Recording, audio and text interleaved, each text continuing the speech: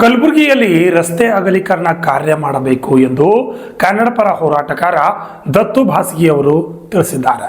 ಜಿಲ್ಲಾಧಿಕಾರಿ ಕಚೇರಿ ಎದುರು ಪ್ರತಿಭಟನೆ ಮಾಡಿ ದತ್ತು ಭಾಸ್ಗಿ ಸೇರಿದಂತೆ ಮಾತನಾಡಿ ನಗರದಲ್ಲಿ ರಸ್ತೆ ಅಗಲೀಕರಣ ಪ್ರಾರಂಭ ಮಾಡಬೇಕು ಎಂದು ಜಿಲ್ಲಾಧಿಕಾರಿಗಳಿಗೆ ಹಾಗೂ ಮಹಾನಗರ ಪಾಲಿಕೆ ಆಯುಕ್ತರಿಗೆ ಮತ್ತು ಇನ್ನಿತರರಿಗೆ ಮನವಿಯನ್ನು ಸಲ್ಲಿಸಿದರು. ಯಾವಾಗಲೂ ಕಲಬುರಗಿ ನಗರದಲ್ಲಿ ರಸ್ತೆ ಅಗಲೀಕರಣ ಮಾಡಿದರು. ಈಗ ವಿಧಾನಸೌಧ ಎದುರುಗಡೆನೇ ಪೂರಾ ಡೆಮಾಲಿಷ್ ಮಾಡಿದರು. ಅವ್ರು ಏನು ಮಾಡಿ ಡೆಮಾಲಿಷ್ ಮಾಡಿದ್ರು ಕೂಡಲೇ ಇವತ್ತೇನಾದ್ರು ಅವಿನಾಶ ಆಯಿತು, ತಿಮ್ಮಪ್ಪರ ಸರ್ಕಾರ ಆಯಿತು, ಬಸ್ ಸ್ಟ್ಯಾಂಡ್ ಆಯಿತು.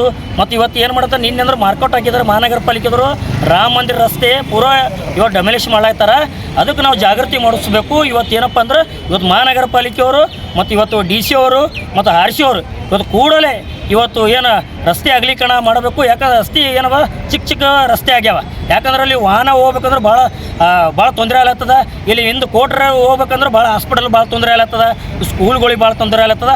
ಅದು ಕೂಡಲೇ ನಾವು ಮಹಾನಗರ ಪಾಲಿಕೆಯವರಿಗೆ ಮತ್ತು DC ಅವರಿಗೆ ಮನವಿಯನ್ನು ಸಲ್ಲಿಸ್ತೀವಪ್ಪ ಅಂದ್ರೆ ಇವತ್ತು ಜೈ ಗಣೇಶನ ವತಿಯಿಂದ ಇವತ್ತು ರಸ್ತೆ ಅಗಲೀಕರಣ ಪೂರಾ 100 ಫೀಟ್ ರೋಡ್ ಅಗಲ ಆಗಬೇಕಂತ ನಾವು ಮಹಾನಗರ ಪಾಲಿಕೆಯವರಿಗೆ ಮತ್ತು DC ಅವರಿಗೆ ಕೂಡಲೇ ಮತ್ತು ಮನವಿ ಸಲ್ಲಿಸಿದ್ದೀವಿ. ಮತ್ತು RC ಅವರಿಗೆ ಮೊದಲು ನಾವು ಕೊಟ್ಟಿದ್ದೀವಿ. ಮತ್ತು ಹರ್ಷ ಗುಪ್ತ ಇದ್ದಾಗ ಪೂರ ಅವ್ರಿಗೆ ಹರ್ಷ ಗುಪ್ತ ಅವರು ಒಳ್ಳೇದು ಮಾಡಾಯ್ತಾರೆ ಕಲಬುರಗಿ ನಗರದಾಗ. ಅವ್ರಿಗೇನೋ ಇಲ್ಲಿಂದ ಹೊರಗಡೆ ಮಾಡಿದ್ರು ಹರ್ಷ ಗುಪ್ತ ಅವರಿಗೆ. ಅದು ಕೂಡಲೇ ಹರ್ಷ ಗುಪ್ತ ಅವರು ಇಲ್ಲಿ ಕಲಬುರಗಿ ನಗರಕ್ಕೆ ಬರಬೇಕು, ಇಲ್ಲಿ ರಸ್ತೆ ಅಗಲೀಕರಣ ಮಾಡಬೇಕು ಅಂತ ನನ್ನ ಬೇಡಿಕೆ ಅದ. ಏನು 8 ದಿವಸದಲ್ಲಿ ಬೇಡಿಕೆಯಿಂದ ನಂದು ಬೇಡಿಕೆಯನ್ನು ಮಾಡಲಿಲ್ಲಪ್ಪ ಅಂದ್ರೆ ಮುಂದಿನ ದಿನದಲ್ಲೇ ಉಗ್ರ ಹೋರಾಟ ಮಾಡೋಕ್ಕೆ ಹೇಳೋಕ್ಕೆ ಇಷ್ಟಪಡ್ತೀವಿ. ದತ್ತು ಭಾಸ್ಗಿ ಜೈ ಕನ್ನಡ ಸೇನಾ ರಾಜ್ಯಾಧ್ಯಕ್ಷರು.